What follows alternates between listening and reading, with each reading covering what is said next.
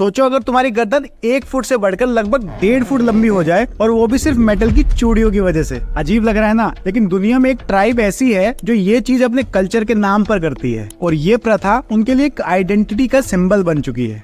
और आज हम बात करेंगे दुनिया की सबसे अजीबोगरीब परंपरा के बारे में। दोस्तों, कई बार हम इंसान ट्रेडिशन और कल्चर के नाम पर ऐसी अजीबोगरीब चीजें कर लेते हैं जो देखने में तो इंटरेस्टिंग लगती है पर असल में हमारी हेल्थ के लिए काफी खतरनाक होती है। एक ऐसा ही एग्जाम्पल है पदुम ट्राइब, जिसे हम कैरेन ट्राइब के नाम से भी जानते हैं। ये ट्राइब यानी कबीले वाले लोग थाईलैंड देश के नॉर्दर्न एरियाज और म्यांमार देश के साउथ ईस्टर्न एरियाज में रहती है। इनका एक बहुत फेमस और यूनिक ट्रेडिशन है जहाँ इनकी औरतें अपनी गर्दन को आर्टिफिशियली लंबा करने के लिए मेटल की चूड़ियां पहनती हैं। ये चूड़ियां इनकी गर्दन को बढ़ाने का काम करती है, जो दुनिया भर के टूरिस्ट के लिए भी वहां जाने की एक बड़ी वजह बन जाती है। इनका ये ट्रेडिशन बहुत ही छोटी उम्र से शुरू होता है, जब लड़कियां सिर्फ 5 से 9 साल की होती है। पहली मेटल की चूड़ी उन्हें इसी उम्र में पहनाई जाती है और जैसे जैसे लड़कियां बड़ी होती है नई नई चूड़ियां ऐड की जाती हैं ताकि गर्दन को धीरे धीरे ऊपर की तरफ पुश किया जा सके। ये प्रोसेस पूरी लाइफ लॉन्ग चलता रहता है और 45 साल की उम्र तक एक पदुम औरत के गर्दन पर लगभग 32 चूड़ियां ऐड हो जाती है। इन मेटल की चूड़ियों का वेट लगभग 15 से 20 किलो तक हो सकता है, जो उनके लिए नॉर्मल जिंदगी जीना काफी मुश्किल बना देता है। देखो, यहाँ ये समझना जरूरी है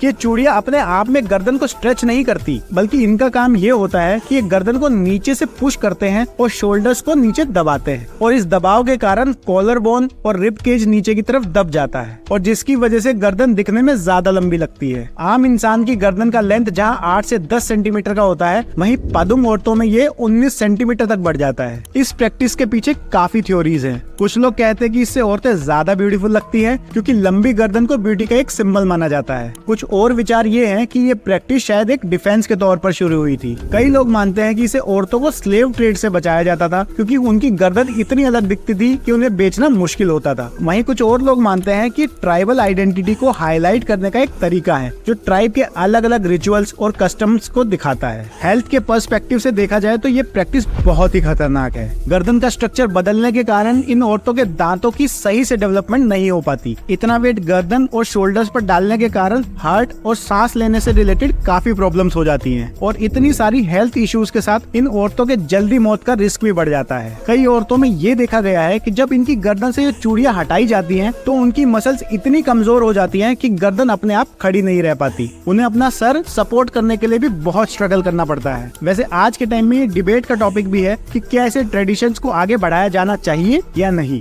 ये ट्रेडिशन एक बहुत बड़ा एग्जांपल है इस बात का कि हमेशा हर कल्चरल प्रैक्टिस को बिना सोचे समझे फॉलो नहीं करना चाहिए। लेकिन पदुम ट्राइब के कुछ लोग मानते हैं कि उनकी आइडेंटिटी का एक हिस्सा है और इसे उनका कल्चर रिप्रेजेंट होता है। तो गाइस, ये थी एक अनोखे कल्चर की कहानी। वीडियो पसंद आई हो तो लाइक करें और अगर आप चाहते हैं कि हम ऐसे ही और भी कल्चर्स के बारे में बताएं तो नीचे कमेंट्स में जरूर लिखें।